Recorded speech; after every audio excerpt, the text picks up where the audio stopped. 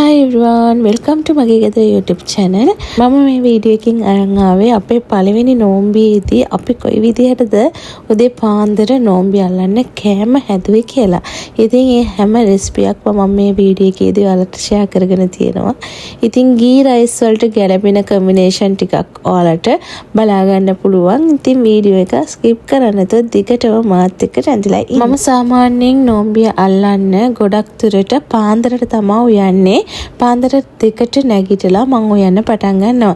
ගොඩක් ඒවල වල හවස් වරුවට තමයි උයන්න පටන් ගන්නෙ නෝම්බි හෙට කියලා තියෙද්දි. නමුත් අපේ ගෙදර අයට මට හිතුණා හැම නෝම්බියකදීම රසට ඒ වෙලාවටම හදලා දුන්නොත් ඒක ගොඩක් හොඳයි. ඉතින් හොඳට කෑම කන්නත් පුළුවන්. ඒ නිසා මම ඒ විදිහට තමයි යාලට කෑම ටික හදලා දෙන්නේ. ඉතින් ගොඩක් දුරට ඇත්තටම අපි හවස හදන කෑම අපිට අමාරුයි වෙලාවකට පාන්දරට කන්න. මැල්ලුම් වර්ග උනත් එහෙම තමයි. ඉතින් ඒ නිසා මම හැම නෝම්බි වලදීම මම ගෙදර පාන්දර තමයි හදන්නේ. ඉතින් ඒ නිසා ඔයාලට මේ රෙසිපි ටික තමයි මේ වෙලාවේදී ඔයාලත් එක්ක ෂෙයා කරගත්තේ. ගී රයිස් වලට හරියටම හරියන කම්බිනේෂන් එකක් තමයි වම්බටු. ඉතින් වම්බටු මෙන්න මේ විදිහට දිගටි හැඩයට කපාගෙන අපිට පුළුවන් රසට මේ වම්බටු කරි එක හදාගන්න. මම මෙන්න මේ විදිහට දිගටි හැඩයට වම්බටු ටික කපා ගන්නවා. ඒත් එක්කම කහට පිපෙන්නේ නැති වෙන්න මම මෙන්න මේ විදිහට කහ ටිකක් ඉහගෙන මෙන්න මේ වගේ දවට ගන්නවා වම්බටු ටික. නමුත් මේ වෙලාවේදී ලුණු එකතු කරන්න එපා. ලුණු එකතු කරොත් බැදෙන්න ගොඩ වෙලාවක් යනවා. ඊළඟට මම චිකන් ටික හොඳට සෝදලා අරගෙන තියෙනවා. ඒකට මම මෙන්න මේ විදිහට මිරිස් කුඩු අවශ්‍ය ප්‍රමාණයට, ඒත් එකම ලුණු කුඩු, ගම්මිරිස් කුඩු, ඊළඟට ලයිම් ජූස් ටිකක් එකතු කරගන්නවා. ඊළඟට මම චිකන් ටික මෙන්න මේ විදිහට හොඳට මික්ස් කරගන්නවා. මික්ස් කරලා හොඳට මැරිනේට් වෙන්න පැත්තකින් අරන් තියාගන්නවා. එතකොට තමයි මේ චිකන් වල රස ගොඩක් වැඩි වෙන්නේ. ඒ නිසා අනිවාර්යයෙන්ම මෙන්න මේ විදිහට රස වැඩි කරගන්න නම් මැරිනේට් වෙන්න ඕනේ. ඊළඟට පරිප්පු කරියක් මම හදන්න යන්නේ. ඉතින් පරිප්පු නැත්තම් අපේ බබාලා කෑම කන්න නැති නිසා මම පරිප්පු අනිවාර්යයෙන්ම ගෙදරදී ළමයිට හදනවා. ඒකට මම මෙන්න මේ විදිහට සුදු ලුණු, අවු මිරිස්, කහ කුඩු, කරපිංචා, රම්පේ වගේ දේවල් එකතු කර ගන්නවා. ඒත් එක මිරිස් කුඩු, උළුහාල් ටිකක්, කුරුඳු පොතු කෑල්ලක් එකතු කරගෙන දැන් මම මේ වතුරින් තමයි ලිපේ තියාගන්න යන්නේ. දැන් මේ වෙලාවේදී මේකට ලුණු එකතු කරන්න හොඳ නැහැ. ලුණු එකතු කරොත් තැම්බෙන්න හොරයි පරිප්පු. ඒ නිසා මම ලුණු එකතු කරන්නේ නැහැ. ඒත් එක්කම මැරිනේට් වුණ චිකන් ටිකත් මෙන්න මේ විදිහට මම ලිපේ තියාගෙන චුට්ට වෙලාවක් ඒ ටික තම්බලා අර ගන්නවා. දැන් මෙන්න මේ වගේ පරිප්පු ටිකත් හොඳට දීගෙන ආවට පස්සේ ඒකට දියකිරි, මිටිකිරි දෙකම මම එකතු කර ගන්නවා. ඊට පස්සේ අපිට පුළුවන් මේකට ලුණු එකතු කරගන්න. ඒත් එක්කම ඔයාලට අවශ්‍ය නම් මේක තෙම්පරාදුවක් දාගන්නත් පුළුවන්. මෙන්න මේ විදිහට මම ලුණුත් එකතු කරලා මික්ස් කරගන්නවා. චුට්ටක් බබළු දාගෙන ඉඳි ලිප ඔෆ් කරලා මම මේකට පොඩි තෙම්පරාදුවකුත් දාගන්නවා. එතකොට ගොඩක් රසයි. ඉතින් බලන්න පරිප්පු කරි එක. ඇත්තටම පරිප්පු කියන එක මම හිතන්නේ ඔයාලා හැමෝම හදනවා ඇති. පොඩි බබාලා ඉන්න අය නෝම්බි අල්ලද්දි අනිවාර්යයෙන්ම යාලට පරිප්පු නැත්තම් කන්නේ නැහැ. ඒ නිසා අනිවාර්යයෙන්ම මම නම් හිතන්නේ දැන් මම මේක එඩිට් කරද්දි නෝම්බි දැන් 10ක් පහු වෙලා තාම මම පරිප්පු වෙනවා. දැන් මම මේ පරිප්පු එකට මෙන්න මේ විදිහට තෙම්පරාදුවක් දාගන්න යන්නේ. ඉතින් ඇත්තටම තෙම්පරාදුව දාපුවම ඇත්තටම මේ පරිප්පු වල මාර රහක් තියෙනවා. ඒ නිසා මම මෙන්න මේ විදිහට ඒකට චුට්ටක් ඔන කරත් උනා. ඒකට වියලි මිරිස් ඒත් එක්කම අබ, ඊළඟට කරපිංචා, රම්පේ නම් තිබ්බේ නැහැ. රම්පෙත් දාගන්න. ලුණු ටිකක්, ඉංග්‍රීසි සුදු ලුණු උනත් එකතු කරගන්න පුළුවන්. මම මෙන්න මේ විදිහට ඉංග්‍රීසි සුදු ලුණුත් එකතු කරගත්තා. පොඩ්ඩක් ලිපේ ගින්දර වැඩි වෙලා පොඩ්ඩක් මිරිස් කරල් ටික කරවුණා. ඉතින් කහ තමයි මේ වැඩ ටික කරේ. දන්නවනේ මිරිස් ඉතින් ඔන්න වගේ කරවෙද්දී අපිට කැස්ස හැදෙනවා ඉතින් අනිවාර්යයෙන්ම. දැන් මම ඔන්න මේ විදිහට මේ ටික හොඳට මික්ස් වුණාට මේ තෙම්පරාදු වුණාට පස්සේ ලිප ඔෆ් කරගෙන මම ඒකට කැලි මිරිස් ටිකකුත් දාලා මෙන්න මේ විදිහට එකතු කරගන්නවා පරිප්පු වලට. එකතු කරලා චුට්ටක් වෙලා වහලා තියන්න. එතකොට තමයි සුවඳ වැඩි වෙන්නේ. වහලා තියලා මම ඔන්න චුට්ටක් අර තාච්චියේ තිබ්බ ටිකත් වතුර චුට්ටක් දාලා ඒකට දාගත්තා. එතකොට තවත් රසයි. ඊළඟට ඔන්න ගී රයිස් එක හදන්න යන්නේ. ගී රයිස් එකට ඉතින් අනිවාර්යෙන් ගී නැත්තම් වැඩක් නැහැනේ. ඒ නිසා මම ගී ගත්තා. ඒකට ඉඟුරු, සුදු ලුණු, ඊළඟට අපිට පුළුවන් මේකට එකතු කරන්න රම්පේ කරපිංචා, තක්කාලි, අවමිරිස්, කුරුඳු පොතු කෑල්ලක්, ලුණු, එනසාල්, කරාඹු නැටි, ඒ වගේ දේවල් ටිකක් එකතු කරගන්න. ස්ටා ඇනිස්ටික් උත් මම එකතු කරගත්තා. ඉතින් මේ වෙලාවේදී ඔයාලට තෙල් චුට්ටක් මේකට එකතු කරගන්නත් පුළුවන්. ගී නැත්තම් ඔයාලට චුට්ටක් ඉතින් බටර් එකතු කරන්න පුළුවන්. හැබැයි ඉතින් ගී නම් ගී රයිස් වෙන්න ඕනේ.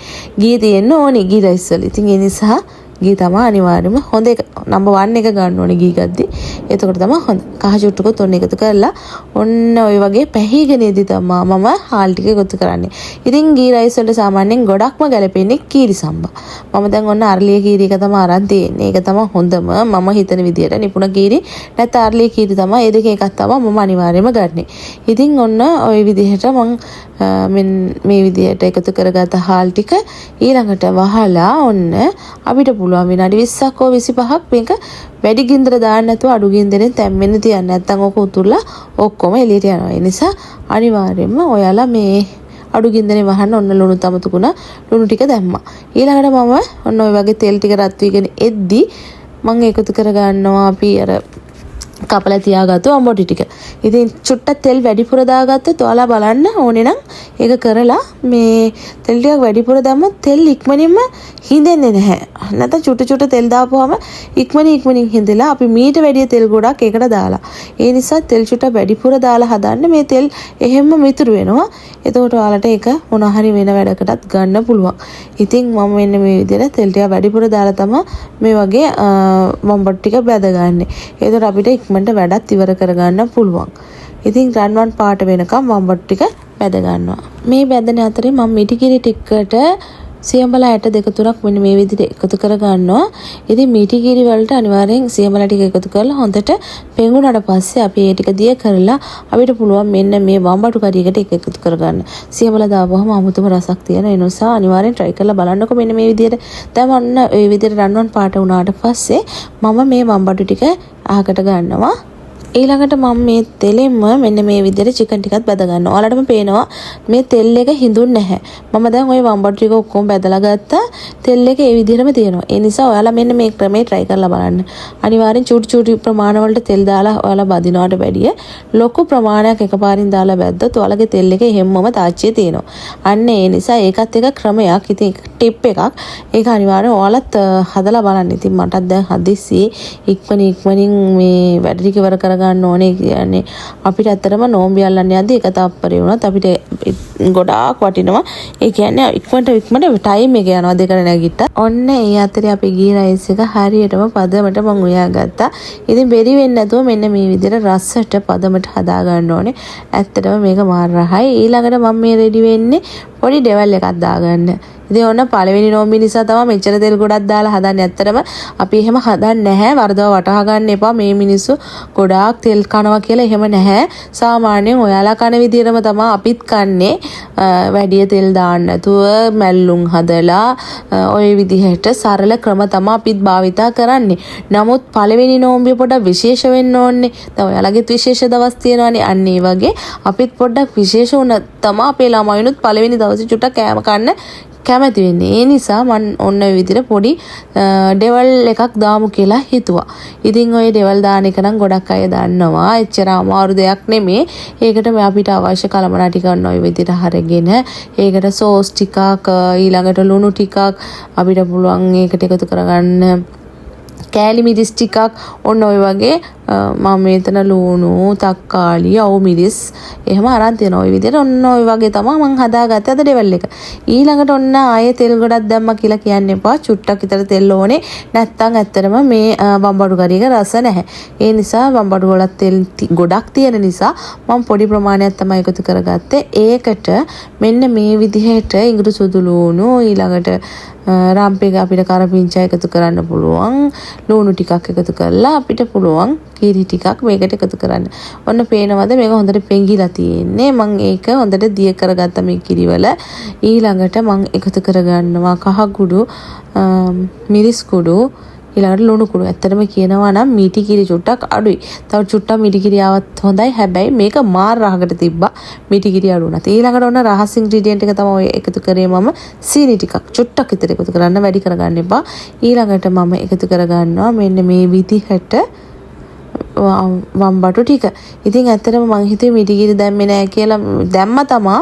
නමුත් චුට්ටක් අඩුයි වගේ තිබ්බා. ඉතින් මම හිතුවේ රස අඩුයි කියලා. නමුත් ඊට වැඩිය රහට තිබ්බා ඒක. අනිවාර්යයෙන් ඉතින් මිටිගිරි දීකිරි දෙකම එකතු කරන්න ඕනේ. මං ඒ විදිහට තමයි හැදුවේ. ඔන්න ඔය වගේ තමයි අද මං උයාගත්තේ. ඊළඟට සර්ව් කරන ටයිම් එක. ඉතින් අපි කන්න කලින් අපේ ඉස්සලාම කන දේ තමයි අපේ S2. ඒ නිසා S2ට ප්‍රියමනාප වෙන්න ඕනේ අපි කෑම වේල. ඒ නිසා තමයි මම ලස්සන්ට සර්ව් කරන්නේ බබාලට මහත්යට එහෙම. එයාලට ආසයි මේ විදිහට තියේදි පාන්දරට හොඳට දුන් දාන බත් ටිකක් දුන් දාන මාළු ටිකක් තියේදි ඇත්තටම කන්න පුළුවන් හොඳට. පරණබත් නෙමෙයි කියන එක එයාලට 100%ක් ෂුවර්. උදේ පාන්දර උයලා කියන එකත් ෂුවර්. ඉතින් එතකොට එයාලා හරිම ආසාවෙන් කනවා. ඔයාලා try කරලා බලන්න පොඩ්ඩක් හවස් වලට. එතකොට ඔයාලා free. හවසට නෝම්බි අරින්නේ යද්දි දටි බිඩි ගාලා ගොඩක් වැඩ බදාගෙන කරනවට වඩා මම නම් කියන්නේ පාන්දරට නැගිටලා පොඩ්ඩක් මෙන්න මේ විදිහට කෑම උයලා දෙන එක ඇත්තටම ඒක මාරම මට නම් හිතට මාර සතුටක්. ඒ කියන්නේ ගෙදර අය ආසාවෙන් කනවනේ. එතකොට මාර එයාලා ඉන්ට්‍රස්ට් එකේ කනවා. ඇත්තටම මේ වැඩට කවුරුවත් තියාගෙන නම් නෙමෙයි මම මේ වැඩ ටික කරන්නේ. මං තට්ට තනියම මේ ඔක්කොම ටික උයලා මේ දෙන්නේ. වැඩට එන අයත් ඉතින් උදේට ඇවිල්ලා හවසට යන අයනේ. එතකොට අපිට කොහොමත් කරන්න වෙනවා පාන්දරට. මම මේක හරිම සතුටින් කරන වැඩක්. ඉතින් ඇත්තටම දැන් මං අවුරුද්දකට සැරයක් තමයි ඔන්න ඔය විදිහට ගොඩක් දුරට ගෙදර අයට හැමදාම වගේ උයලා දෙන්නේ මේ වගේ නෝම්බි වල. මේ දවස්වල හොඳටම මේ ක්ලාස් එකත් එක්ක බිසිනේ. ඒ නිසා මට එහෙම ලොකුවට ගෙදර අයට උයාගෙන ඉන්න ටයිම් නැහැ. හැබැයි නෝම්බි වලදී මම මේ කරන වැඩේ මාරම සතුටින් කරන්නේ. ඒත් එකම මෙන්න මේ වගේ සැලඩ් එකක් හැදුවා. මේ වගේ ගී රයිස් එකට සැලඩ් එකක් හදලා බලන්න. ඒකත් හරිම රහයි. ඉතින් ඒක හදන වීඩියෝ එක නම් මම දැම්මේ නෑ. ඇත්තටම ටයිම් මදි නිසා ඔන්න ওই විදිහට තමයි මම මේ සේව් කරන්න යන්නේ. ඊළඟට අච්චාරුවක් හදලා තියෙනවා. ඒකේ රෙසිපි අනිවාර්යයෙන් ඉස්සරහට අරන් ඉන්න. මැලේ අච්චාරුව. ඉතින් හැමෝම දන්නවා මැලේ අච්චාරුව හරිම රස දෙයක් කියලා. ඉතින් ඔයාලා try කරලා බලන්න. ඉතින් ඔය වගේ තමයි මම මේ කැම ටික අද හදාගත්තේ. ඔන්න දඩි බිඩියේ ඉක්මනට ගෙනල්ලා තිබ්බා. දැන් ඉතින් අසන් කියන ටයිම් එක ලඟ වෙනවා. ඉතින් මම ඔයාලට කිව්වනේ අපි නිකන් අර මේ හට්ටි මුට්ටි ගෙනල්ලා මේසෙ තියනවට වඩා මෙන්න මේ විදිහට එයාලට ඇස් වලට ප්‍රියමනාප දෙයක් කරද්දී එයාලටත් මාර සතුටි අපිටත් හිතට ඒක දැනෙන්නේ මාරම ෆීලින් එකක්. ඉතින් ඒ නිසා මේ මම කියනවට මං හිතනවා මේ වීඩියෝ එක බලන අය අනිවාර්යෙන් සමහරකට කෙනෙක් දෙන්නෙක් හරි මේ වැඩේ කරලා බලයි. ඒ නිසා කරලා බලන්නකෝ ඒකේ ඔයාලට දැනන සතුට කොහොමද කියලා ඔයාලටයි. ඉතින් ඔය විදිහට තමයි අද අපි උදේ පාන්දර නෝම්බි අල්ලන්න රෙඩි කරේ. ඉතින් දැන් නෝම්බි වලට කනවා වගේම අපිට තියෙනවා ගොඩාක් ආගමික වතාවන් කරන්න. ඒ ටිකත් කරනවා. ඉතින් තහජ්ජත් ප්‍රේ කරන්න ඕනේ. ඒත් එක කුරාන් එක ඒකත් රීඩ් කරන්න ඕනේ. ඉතින් ඒ වගේ ගොඩාක් දේවල් තියෙනවා. ඊළඟට ඔන්න මේ ෆ්‍රෙෂ් මිල්ක් වලින් හදලා දෙන්න කිව්වා මේ ටී එකක්.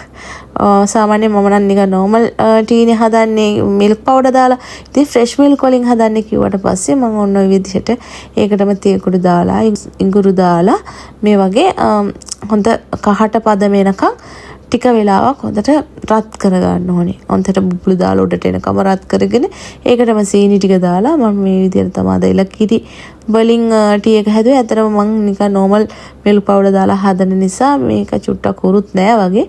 නමුත් ඔන්න ඔය වගේ හදලා ගත්තා. කොහොමද ටී එක මෙන්න මේ වගේ හොඳ කහට පදමක් තියෙන්න ඕනේ. ඒතකොට තමයි රස.